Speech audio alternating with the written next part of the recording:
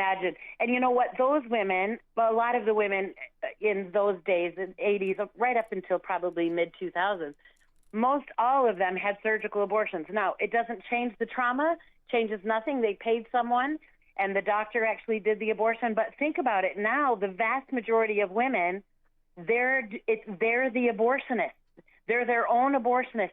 And so it's not only are they actively performing the abortion, but they're seeing their babies. And the trauma is ridiculous. And, you know, that's why, you know, we want women to get help. We want women to find freedom and have healing and experience what Christ can do in their lives. But we don't want them to wait 20 years.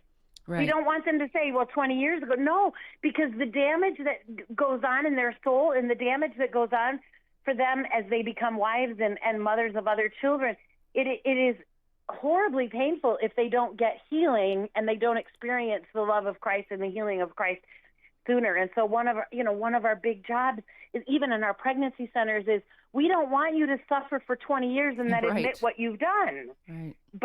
But the hard thing is when they did it in secret, when there was so much shame around it, when they told no one, it becomes very difficult for those women to come forward and admit what's gone on. Mm.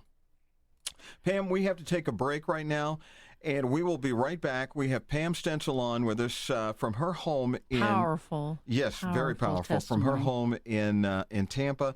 And we'll be right back with more Pro-Life Radio, and also details coming up on the Life Banquet of Central Florida that's from Pro-Life Action Ministries. We'll tell you about that coming up in a bit. We hope you'll attend that. It's going to be a great time.